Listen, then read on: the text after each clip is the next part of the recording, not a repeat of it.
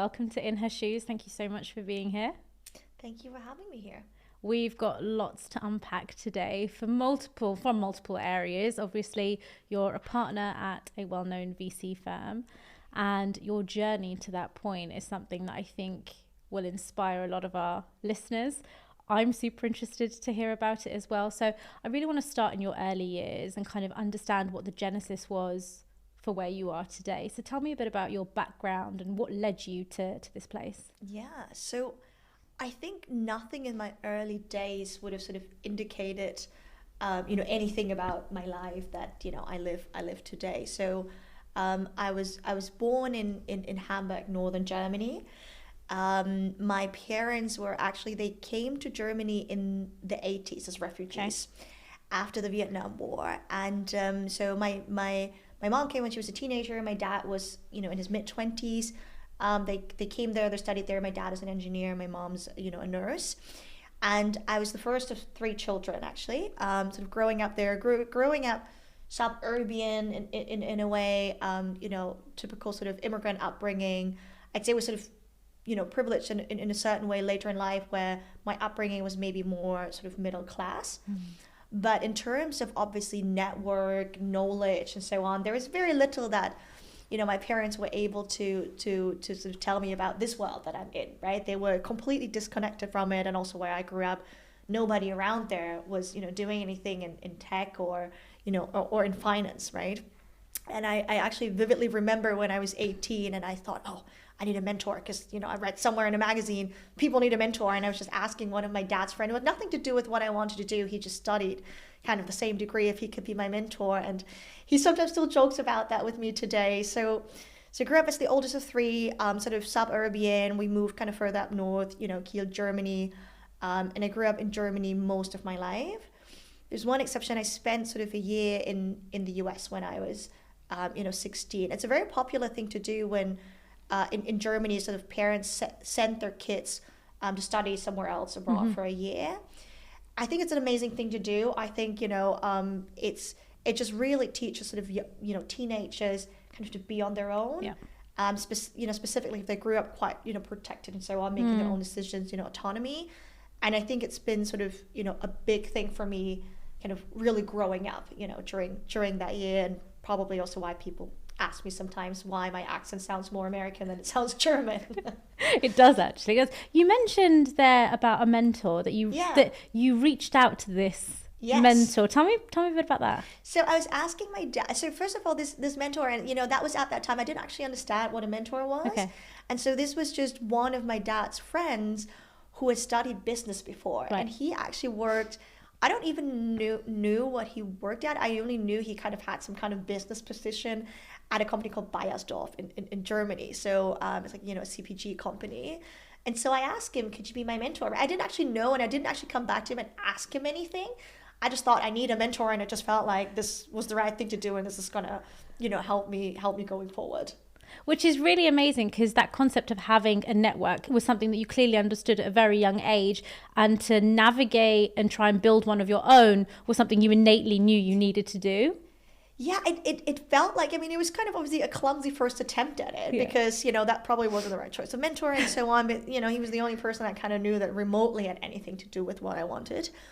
But, later in life, there's been, several sort of, steps along the way as well, where I've leveraged, my network in a much smarter way, even though I didn't have family ties, but I leveraged sort of other networks, sort of connections of connections and so on, to mainly actually to get access to information, because I think all of this inside information, things from the inside, and also just to sort of, push ahead, right? So that's sort of what I try to leverage along in my career. Really interesting, because I was reading the stat that you probably know very well, and I really do want to get into it, which is 3% of women is the number 3% that is the funding that is allocated to solely women founders. And when you think about drilling down into that number of women, when you think about ethnically diverse women, where does that number even sit? Because by and large, they're probably bootstrapping, investing their own personal funds into this, and it largely depends on your network if you get access to this kind of closed door community. Yeah. What do you think kind of are the things that people should be thinking about when networking or when trying to build a network? Because it sounds so, all right, I'll just go and build a network. But what do you think is like the key to building a network? So maybe let me just give you an example, right? So if I look at my LinkedIn requests these days, probably 90% or so of them are men, and often with like random things that are of no interest to me, right? So it's just, I think for a lot of women, it's just having the audacity to take up space and just to ask for a connect, right? And I think, and I see that as well. I'm mentoring a woman right now, right? And I tell her, you need to be more selfish. You need to ask for the things that you want. You need to give them a good reason for them not to be able to say no, right? And in different contexts. And I think, some people reaching out, they say, oh, I just want to hear about your experience. I'm really busy, right? I don't have, like, if you're that unspecific, clearly you haven't really thought this through, right? I think if a woman reached out to me and said, hey, I'm really trying to break into VC. I've identified these, 50 funds. Tell me, what are the top 3 things that I can do to stand out, right? So I think the more specific you are and just the more audacity you have to ask. Today there's, LinkedIn, there's so many different networks. There's university networks. I can give you maybe an example. At one point in time, I actually reached out to somebody who was my best friend's boss's husband. Wow. So it's like 3 degrees from there, right? So I think it's just about sort of finding those even distant connections and just asking. And I would say the worst that people can say is no. Yeah. If you ask 100 people, you probably get, maybe 10 people to say yes. Yeah. And I think that's kind of, where it starts, and being prepared, coming in there and asking them, being intentional about what you actually are trying to get out of that relationship. So did any of this kind of filter its way into your university life? How did that young Bao-Y who was attempting building a network kind of grow and evolve into university and eventually go on to Morgan Stanley? What was that part of life like? Yeah, so maybe going into university, maybe on the topic of, network, right? And so I give you an example, even for things like, so I applied for scholarship back then when I was, studying abroad. And I knew of a guy who actually received that scholarship the year before. And I just asked him, and also asked him to ask other people to give me all of their motivational letters, so I can just kind of have a template. I'm like, oh, this is the things that won in the past, right? So I'm going to write something, along the lines of that. I'm going to ask them how their interviews went for the scholarship, so I can actually be prepared. And they gave me really good advice. So for example, they told me, actually, if you come a bit early to the interview, you can see on the door who's going to be interviewing you. You can Google these people and you will get an idea of what they will likely ask you, right? So you can actually prep a little bit. So this is maybe an example of knowledge and somewhat getting ahead. And then I remember the first time I sort of, applied for jobs. So I kind of studied in this sort of dual program, in Germany. It's, a university that's quite well known in sort of financial services in Germany, but nobody really knew of it here. Right. And so I remember actually, so I did an internship kind of between my bachelor and my master's as well. And I actually leveraged the people that came on campus and did a workshop with us to get an interview at that consulting firm. It's a top 3 consulting firm in Germany. And then I remember, kind of, I asked, another guy also who studied, who was at my university in my bachelor's. I asked him, because he got into LBS, and I wanted to go to one of these top universities in the UK. And I asked him, what's the advice you can give me? And he said, you know what you should do? Go and meet all the admissions officers in London. And that's what I did. So I booked a flight over here, and I was like, hey, I'm super interested in your program, and with no meetings booked, did you just? Well, I emailed them. I'm like, okay, I'd love to just meet some of the admissions officers. I'd love to see the university, and so on, right? And I did that, and I'm not sure in the end what actually I got that scholarship actually to study at Imperial here. And I also got into the university that I wanted to, Imperial, and I don't know how much was because I had this sort of personal approach to it, or I don't know, maybe I would have gotten it anyway. But I was always trying to sort of think about, what can I do different, what nobody else is doing, right? And how can I sort of make my application stand out, or different things stand out, in that way. And also I remember when I first applied to Morgan Stanley as well. I was trying to do, I think a lot of people did that. They went to recruitment events and they always said, oh, the one thing that can really stand out is if you tell us, oh, you've been to this recruitment event, you spoke to this person, and that sort of shows, you were really interested in us as an employer, right? So I'm like, okay, I need to speak to as many people as I can from Morgan Stanley. So I really so the story of my best friend's boss's husband, who was back then he was actually the head of Morgan Stanley in Germany. And I spoke to him. It's actually super nice. I mean, I'm applying for an internship, right? He's the head of, and he actually took the time to speak to me. So that was really nice. And I spoke to a friend's friend as well, who was, already there. So I did that, and I was like, okay, I'm just going to put that in my letter, and I hope that, somewhat, stands out.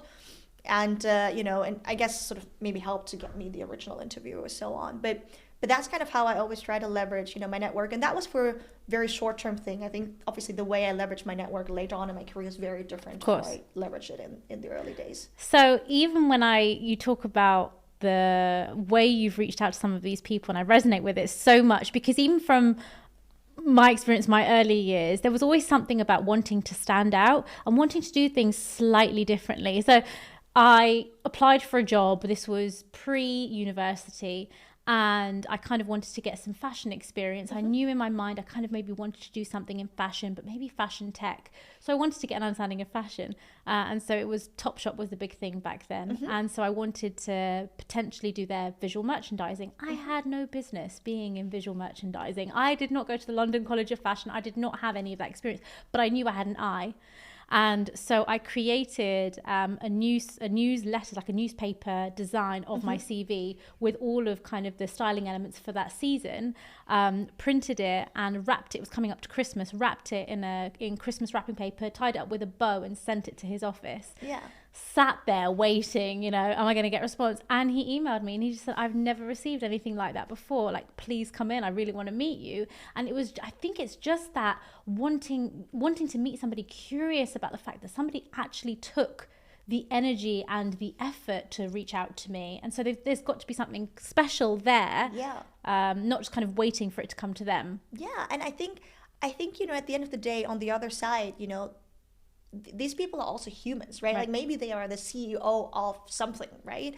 But at the end of the day, they're humans that are also impressed by, additional effort and, energy and, the hustle, right? Yeah. And so I think that's sort of going back to the point of, audacity, right? You just need to have the audacity to do that and not be scared of, oh, maybe this is embarrassing, or maybe they'll say no, or maybe they'll never reply. Oh, well, maybe they say yes. Yes.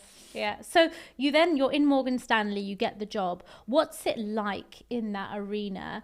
And did you know kind of the path you needed to navigate to get to your goal? Yeah. So actually originally when I interned at Morgan Stanley, I was interning in the financial institutions team, and specifically the German one, and I got a job offer there.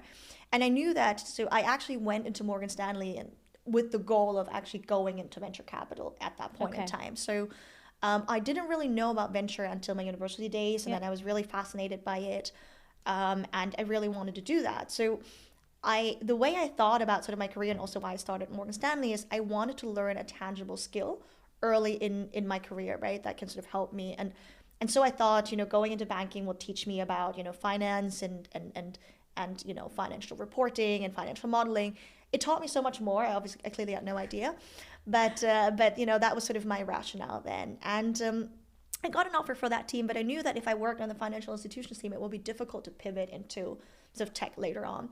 And so actually, I remember at one of those, sort of, they had these Friday drinks. I met a girl who was a year above me at Morgan Stanley, and she was also at my university. And she told me, that there was a woman who was the COO of investment banking, back then, Jennifer Publicover. And she was like, oh, she's a huge sort of supporter of women in the firm. And, if you've got anything, you can always talk to her. And so I got this offer after I did my internship, and, I texted her and I'm like, I would actually like to be in another team. Can we, chat? And so I met with that, but I told her, and she actually helped me to get onto this other team, and they had an opening, and I started in the TMT team. Wow. So that was pretty cool. And yeah, so I spent, 3.5 years at Morgan Stanley. I think I was the third girl on my team. There was one executive director, one analyst, and me. So it was a very, male team. And it was also a really tough team. It was like kind of top grossing. It was a very busy time. I worked on a lot of transactions, there, way more than my friends did, just because my team was working so much and just was so successful. And, it's actually taught me so much. And I think the one thing maybe, or the two things that it has taught me that was maybe unexpected from when I came in is I just worked with a lot of really smart people. I'm actually still in touch with a lot of people that, I worked with back then. And I think that's just sort of coming into like this really competitive, not competitive environment, but just this really high-powered environment, it was actually really cool to work with so many smart people. And I think there was something about sort of in your early days of working, teaching you about work ethics, and teaching you about just always producing a really high quality of work, right? And consistently doing that. And so I think those two things I didn't expect to get out of that experience, but I really did. When you look back, I like to call it kind of the career chessboard, because I think career ladder is a bit of a, I think it's a false way of thinking about it, because you don't always have to go up. It's not always vertical. It's not linear. That's true. And so you could be moving horizontally, but with a different title, but learning so much more, at which point you could jump 3 steps rather than that 1 step, in that promotion that year. So you navigated kind of that career chessboard probably without really knowing it at Morgan Stanley.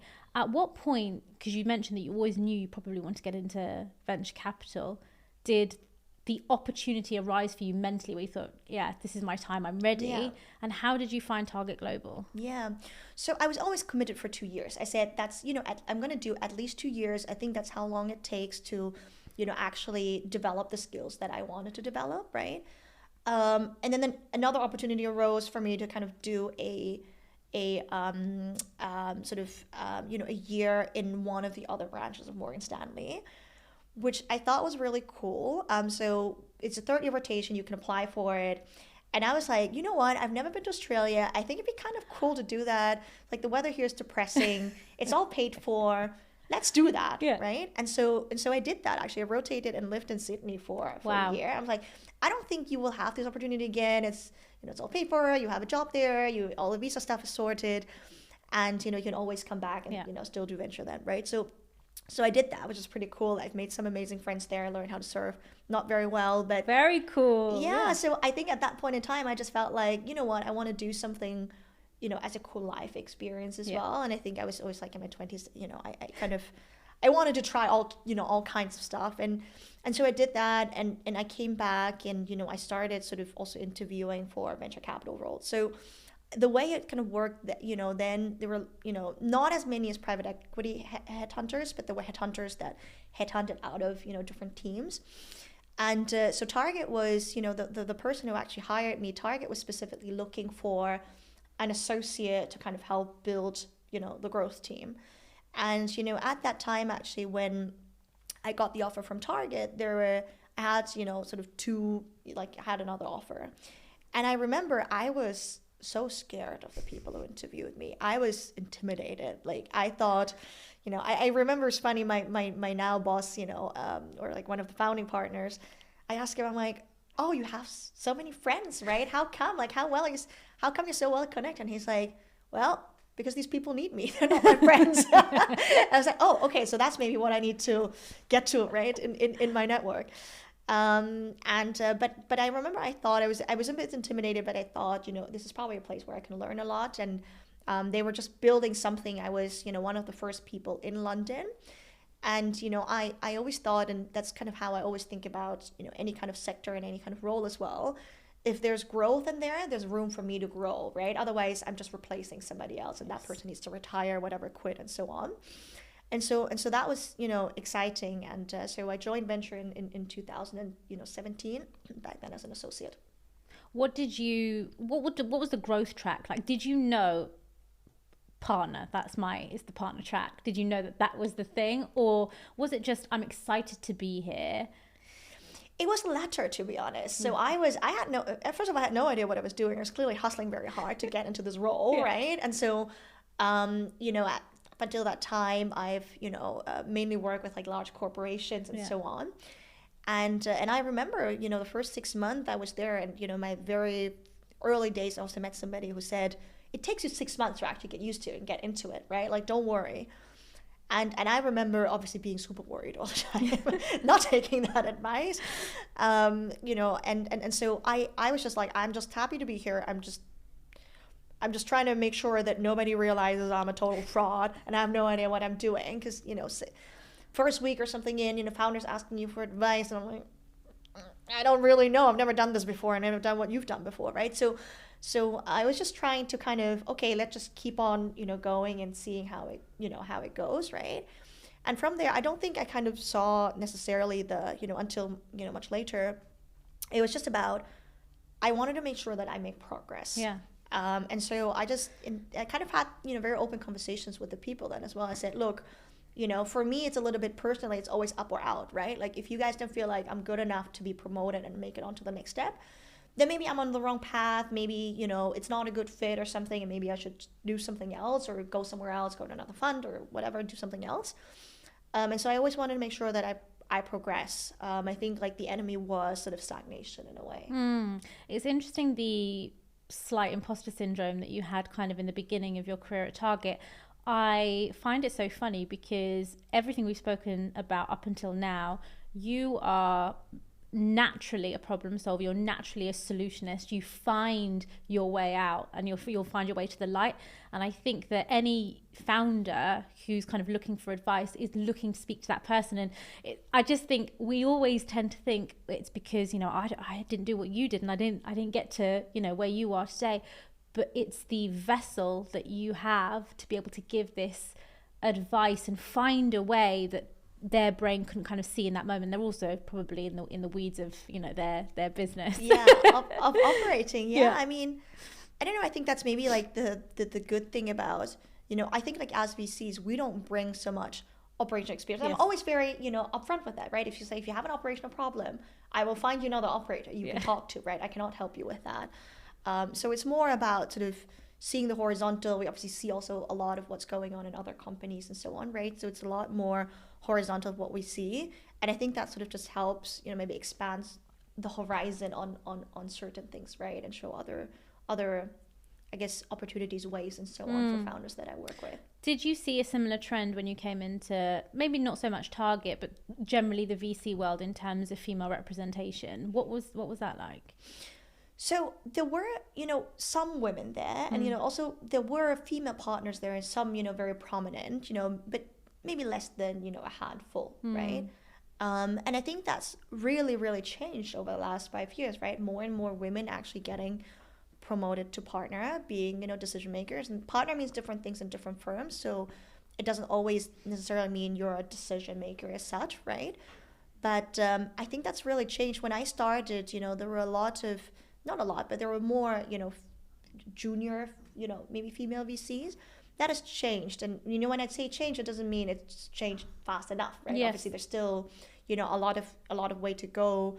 You know, I'm trying to think if there's any boards that I sit on where there is, you know, another woman on the board. I don't think so. Really? So no, actually, that's not true. There's one board where we have 2 non-executive, you know, women on there as well, but non-investors. And so it's still you know, a place that's, you know, very male dominated still. And so I think there's still a lot of, you know, way to go for women in the industry also. Just a side topic, because you mentioned obviously the NEDs. What's your take on kind of these new platforms that are arising where they're essentially trying to bridge the gap between founders and NEDs? I guess as a way to help support a network. If you didn't really have one before, you might be bootstrapping, investing your own funds, but you're looking for somebody with experience. And so there's a platform called Connected that I'd recently heard of, where you will either join as a founder or you will join as an NED. You go through a rigorous kind of application process if you want to be an NED. And if you get accepted, you then get access to choose and speak to these founders, which I think is quite interesting. Yeah. I think a lot of things in tech and VC are very network driven.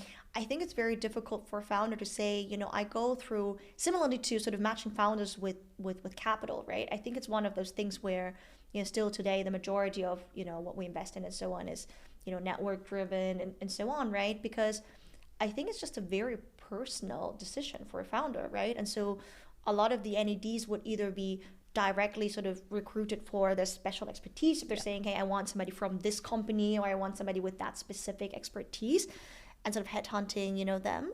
Or it would be sort of from the network of their investors, of, themselves, of, people who they actually seek to get to know in the industry. So I think it's quite difficult to kind of match that, in the marketplace. And so it may work for some, but I'm probably, more critical on it working, just because I think so much of it is personal chemistry. Yes. Which is really hard to quantify and matching. People. I was interested to get your take on that. So, but you mentioned you sit on a number of boards. Obviously, you can't be biased, but what excites you about being kind of on these boards? What excites you about investing in a company, and what is it you look for and say, oh, that's tickled me right now. I want to know more. Yeah, I think being in VC is probably one of like the most intellectually stimulating jobs, that is out there, right? So I think, a lot of things that, I get excited about is I don't get necessarily excited just about the tech. I get excited about the problem that they're solving, right? So sometimes founders come to me in their pitch where they're like, oh, we're doing this and we're doing that. I'm like, how are you doing different to your competitors? Oh, we're doing this slightly different in the product. It's like, nobody cares, right? Your customer cares about the way you solve their problem and what is somewhat, how do you help them to get to their goal, right? So I'm actually getting excited about, I'm like, hey, there's this problem and it hasn't been solved so far, right? And now somebody comes along and solves it in a really smart way, and it seems to be working because they're signing up customers like crazy, and customers love it, right? So I think that's what really gets me excited about solving problems that exist and haven't really been adequately solved before, right? And I think to your questions, on board, I think that a lot of working, for me, working with companies is also working with them outside of the board. So I think if I just came there and just with a headspace of sort of, when we're in the board discussing with them, I don't think I would be, a very good board member, and I always at least try to be. I think a lot is, it's about sort of, making midterm, long-term decision of where we'd like to go, what we'd like to do, what has worked well, in other places, what can we learn from, other companies, either portfolio companies or, other companies that, we have information of, right? And I think that's really exciting to actually talk about what are we going to do next, right? And sort of having that, that discussion. And I think the most interesting, so actually one of my founders said that, so I don't want to steal the quote, but he said that the most interesting discussions happen on the fringes of things, right? So the stuff that everybody can agree on, it's boring, right? Yeah. It's the stuff where there's, I guess, discourse, where it's interesting. I totally agree with that. What would you say kind of, in terms of the pipeline that you're seeing at the moment, what's the split between male founders and female founders? So I invest at, Series A and B. So there is a natural selection from, in general, just venture capital who actually got funded early on, right? So companies that I invest in typically have raised somewhere between, 5 to, 25, maybe 30 million or something, in the past, right? So there is a natural selection that I don't influence that much. If I actually look at my pipeline today, a bit sad, actually, the stat, 0 women. But we do have female founders in our portfolio, actually. Yeah, okay. Funnily, they often tend to be Israeli. So we cover, Europe and Israel. So I think there's maybe just something about the sort of leveling of women and men when they go to the military together, where it's maybe, more of equals, and then sort of a lot of people sort of get to know each other in the military, spin out sort of technical products and so on. But yeah, it's way too few. I mean, at some point I was joking, I probably met more founders whose first name is Rob than I've met female founders. And yeah, I'd love to sort of see more progression from, the early stages into, I mean, that being said, raising venture capital is hard, right? So also, it's not for the faint-hearted, no. 99% of the men that we see, we also reject, right? So, yeah. What do you think needs to change, and at what stage do you think things need to change for this to shift? Yeah, I think what I'd love to see more of is, I personally kind of have a bit of a bias. I really like technical products. I think there's two things. I think sort of certain sectors, just, it's just easier to get funding than in maybe, other sectors, right? So, I mean, maybe speaking now, for example, SaaS companies have the benefit of having recurring revenues compared to maybe one-off, revenue models, right? And I think a lot of these companies are often started with at least one technical founder. Yes. There's obviously kind of certain, exceptions. I don't want to generalize it at all, right? I'd love to see more female technical founders, I think, and sort of, dipping their toes into, some of these, more technical products, more enterprisey products and so on, right? Sometimes, you sort of tend to, let's say it like this, we tend to probably, the proportion of female founders is probably higher amongst D2C companies than it is amongst fintech companies, for example, right? So I'd love to sort of see maybe a broader diversification across, all different sectors and more in the sectors that are also getting funded. Yeah. And I'd love to see more mixed founding teams as well. I think, there's technical male founder, right? You can kind of work with, oftentimes it's kind of, hey, it's your buddy from high school, it's your buddy from university, right? And then men just tend to be more friends with other men, and then they sort of start, something together. Yeah. But I think thinking of that kind of early on, right? Or sort of, actively seeking that out in the C-level team, afterwards, right? So I think there's a lot of things that, you can do along the way without changing maybe the initiation of companies, right? But you can sort of start, companies, and you can actively think about how you actually want to build out the team, and, how maybe your female friend or somebody in your network can contribute to that.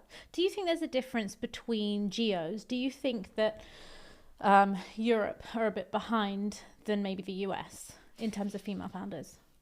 I think in general, like, the tech ecosystem in Europe is obviously not as mature as in the US, right? I think maybe there's, somewhat of a benefit if you're English speaking, certain privilege, just fundraising, it's your native language, and so it's easier. But I do, so I think there's definitely, more of a cluster of, at least from what I've seen, and it's obviously very micro, right? But, in the US, kind of having, more founders. I think it's also because the ecosystem is older, so you've had more female operators before, who've worked in other companies, who've seen things, and, then start companies. And, also, in Israel, right? And also, I think in, some Eastern European, countries, you see more sort of maybe female founders than, I would say, for example, in Germany or the UK, right? So there are some, sort of differences across, countries. Not that I have the exact stats to that, but at least that's how I see it, sort of n equal 1 for myself. So you've alluded to obviously being very interested and kind of more geared towards technical products. Is there anything specific, kind of, maybe a vertical? I know that you've mentioned EdTech before. What is it about EdTech that excites you? Yeah. So we've invested into a few, EdTech companies, right? I think at the end of the day, in venture capital, we have a lot of autonomy into the sectors that we're looking into, right? Specifically in a generalist fund. So people say, okay, what does that mean? It means that we can obviously develop, certain themes, right? So I'm looking at a lot of, AI companies right now, right? And so for me, ultimately, and this is just like very personal to me, there needs to be a reason of why I'm investing into this company and what difference it makes to the world, right? And sometimes it's like very, small things, right? Maybe it's, like sort of, creating a more efficient, I don't know, banking infrastructure, right? I'm just giving that sort of an example. And that's maybe like not super tangible. But to me, if I look at companies, at least it's somewhat, creating value, right? I know that, for example, these, aggregators model of like, buy and build and so on were really popular. I never personally was super into it, just because I just didn't get excited about sort of like the value creation of these type of companies, right?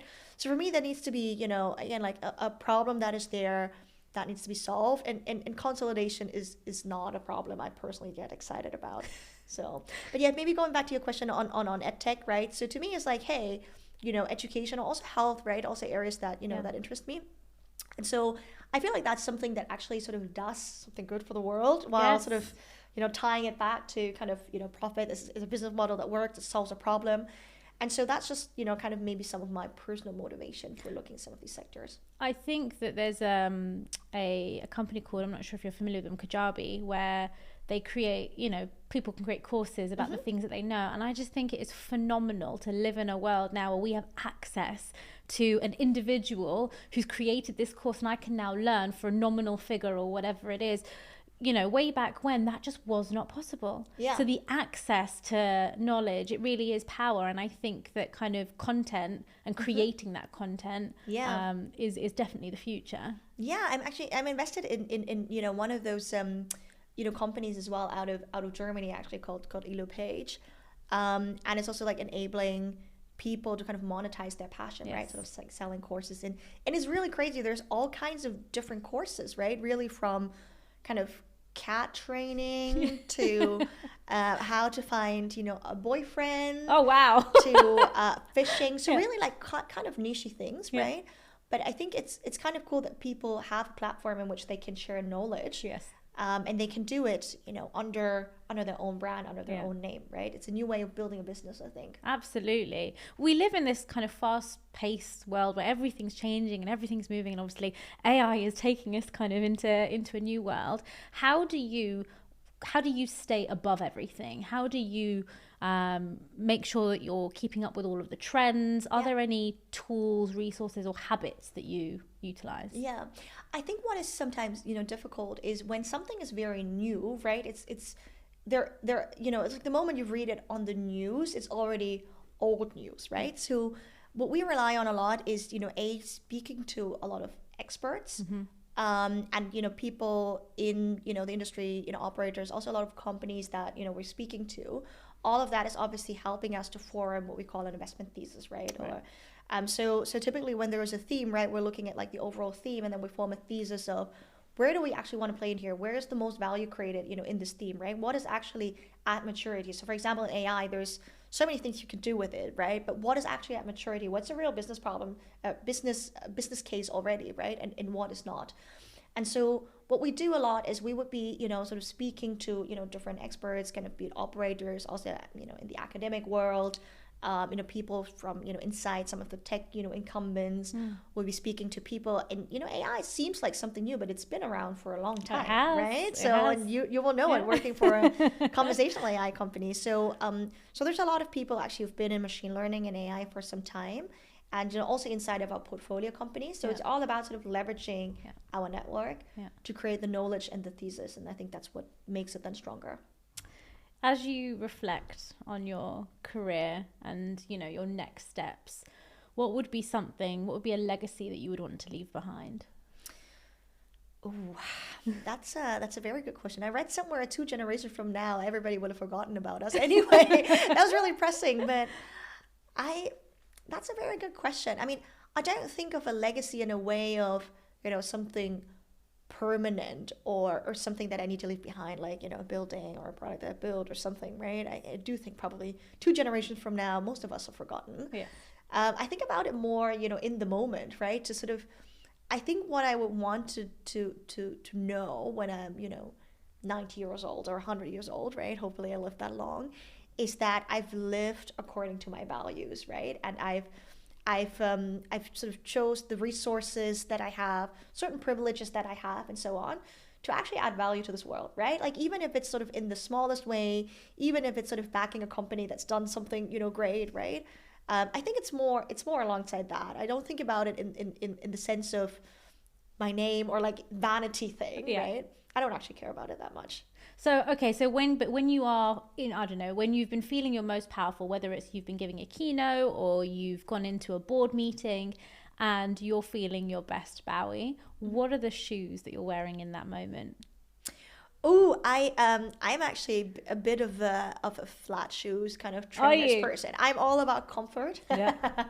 So I don't know why I bought so many heels in my 20s. That was clearly not a good investment. So I'm definitely, and I think it's also because, you know, I work in the tech world and I work with, you know, a lot of men, and sometimes I need to run around in meetings and so on. It just makes me feel like, you know, I hate that feeling when I'm wearing shoes that are uncomfortable and I walk really slowly. It just feels like life is passing me by at, you know, 100 kilometers per hour and I'm going at 20, right? So I kind of like to be like agile and sort of, you know, walking and doing my thing. I mean, I'm kind of short as well. It probably would help to have heels, but that's kind of when I feel the most powerful. I know that I can always run, dash if I need to. And I love it. I'm comfortable. You're bouncy and you can move wherever's needed in the speed that you need to. I love it. Well, thank you so much for being here today and just sharing all of your wisdom. I know it's going to have a big impact on our listeners. So thank you so much. Thank you for having me here. It was a pleasure. Yeah. Wonderful. Thank you. Great. That was awesome. You were